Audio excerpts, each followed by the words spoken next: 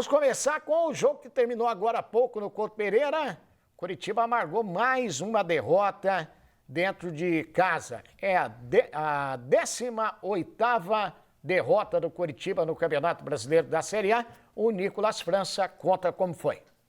Olá, Osmar Antônio. Fica cada mais difícil acreditar até na matemática para o Curitiba alimentar alguma esperança de permanência na Série A do Campeonato Brasileiro. Após aquele esboço de reação com as vitórias aqui no Couto Pereira, no Clássico Atletiba e depois fora de casa sobre o Atlético Mineiro, eram 2 partidas no Alto da Glória, de repente para consolidar um novo momento no Campeonato Brasileiro, diante de Cuiabá e de Palmeiras. Porém, foram 2 derrotas dentro de casa, o 3-0 da última quarta-feira para o Cuiabá, já uma grande pancada, e agora contra um adversário bem melhor tecnicamente, da parte de cima da tabela, 2-0 hoje para o Palmeiras, e o Coritiba segue com a pior campanha como mandante no Campeonato Brasileiro. Também a pior defesa, chegou a 59 gols sofridos na competição, se aproximando já do número total do ano passado. Foram 60 gols sofridos, com muita dificuldade o time teve a permanência na primeira divisão do futebol nacional, mas nesta temporada, jogando tão mal e com resultados tão ruins dentro de casa e sofrendo tantos gols,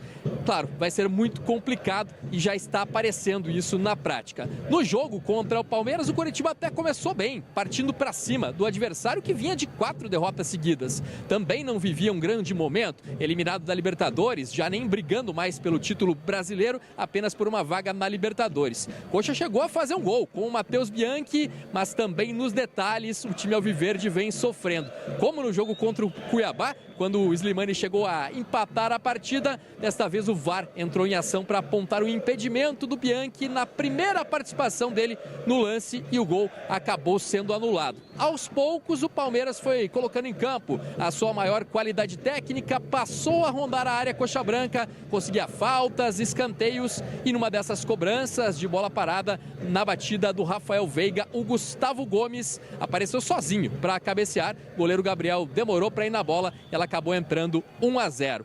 O Coritiba ainda tenta uma reação no primeiro tempo, mas é punido de novo no finalzinho da primeira etapa.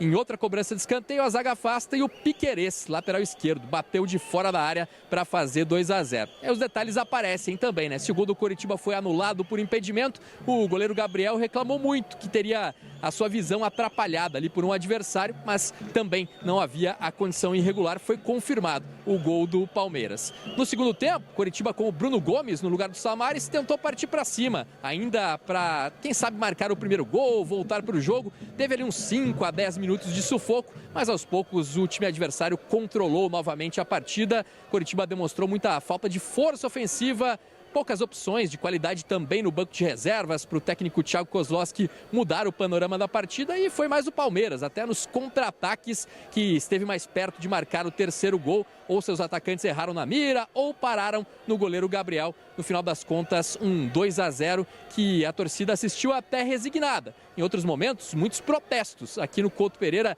veementes, assim, calorosos contra jogadores, comissão técnica, diretoria. Desta vez a torcida, perdendo por 2-0, cantou ali praticamente o segundo tempo inteiro e já, digamos, aceitando, né, o destino do Coritiba, que deve ser mesmo jogar a segunda divisão no ano que vem para tentar retornar à elite do futebol brasileiro. Osmar. Obrigado, Nicolas França.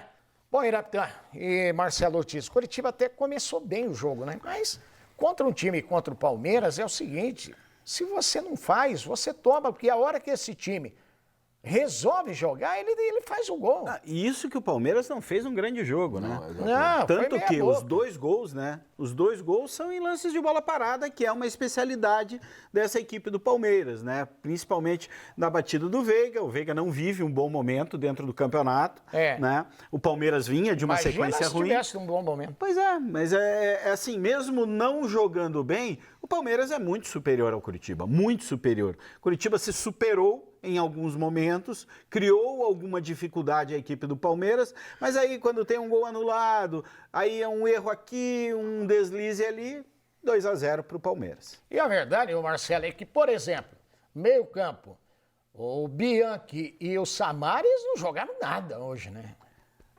Marcação, eles não acertaram ali.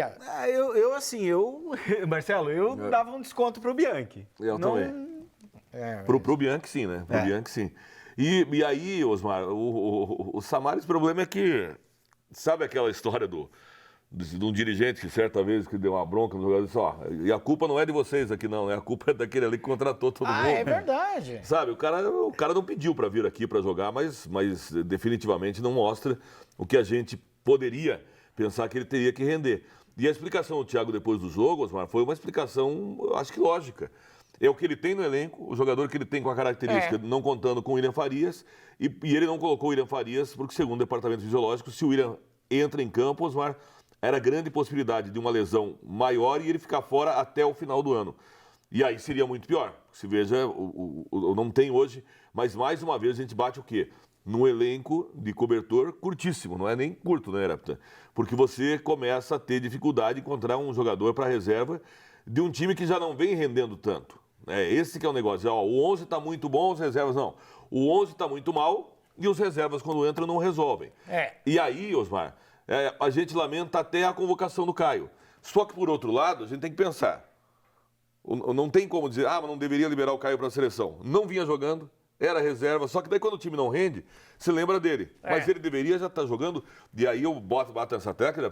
Para mim, o Caio é uma das situações que o Curitiba deveria ter aproveitado o Campeonato Paranaense para colocar os garotos. Porque agora, de repente, quando você precisa, os garotos estão sem rodagem, agora, como é que é na palavra, sem minutagem, né, no time principal, para poder jogar. O Paranaense, para mim, sem menosprezo ao campeonato que eu gosto bastante do estadual, é para isso. O Curitiba não fez isso no Paranaense e, mesmo assim, nem chegou à reta final, foi eliminado. Então, tudo aquilo que você, o Iraptan, falou na primeira parte do programa nacional. Tudo começa errado, vai errado. O Curitiba tem essa temporada inteira. São muitos erros acumulados e que chegam, Iraptan, a essa queda iminente. Claro que a pontuação é possível, mas a gente não tem como negar. O Curitiba vai disputar a segunda divisão ano que vem. Pois é. Eu também, porque, vamos falar a verdade, né? O Coritiba tem 30 pontos para disputar, precisaria de 20 para perder. Não vai conseguir. Então, o Coritiba, 20 não chega, né? Não 20.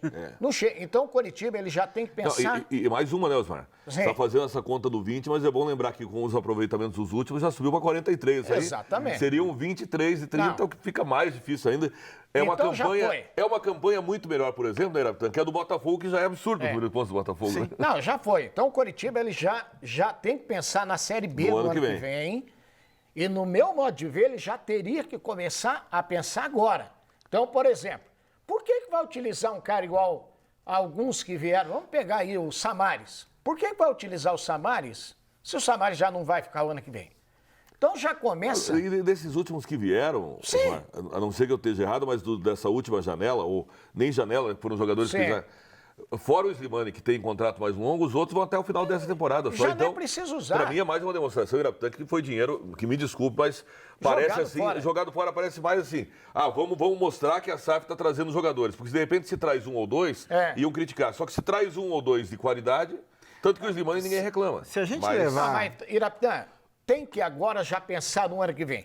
Tem que já rodar o time, ver quem é que vai ficar. Então, esse vai ficar, já coloca para jogar, para ir já ganhando ritmo. Só que aí vem o outro lado, né, Osmar? Qual lado? Você coloca, de repente, os meninos para jogar essa reta final, mas já vai testando. Esses 10 jogos, toma 10 pancadas e já queima todos eles. Tá, mas, por exemplo, um cara igual o Jean Pedroso... É difícil. Já tem que ver se realmente vai aguentar ou não vai. Sabe, eu acho assim, o Curitiba planejou a sua temporada de uma forma absurda. Eu ainda tenho a convicção que o time que iniciou o Campeonato Paranaense não era tão ruim como este time que está terminando o Campeonato Brasileiro. Então, aí você começa a enumerar as múltiplas contratações do Coritiba, que não deram retorno nenhum. O Slimani teve ali os seus pontos altos, um golzinho aqui, outro golzinho ali, mas passou em branco nas duas últimas. Pelo amor de Deus, quem que trouxe o Gessé foi o Arthur, será? Mas aí não são só esses, né? Coloca lá o Fran Sérgio, Pinho. O que esses caras jogaram? Não, vou falar uma coisa, hein? Então... Eu acho que eu até queria uma entrevista um dia do Arthur, do Amodeu, pelo que a gente sabe, são as pessoas que estão tocando aí o futebol do Corinthians. Eu queria entender onde que eles viram esses jogadores que eles trouxeram. É impressionante.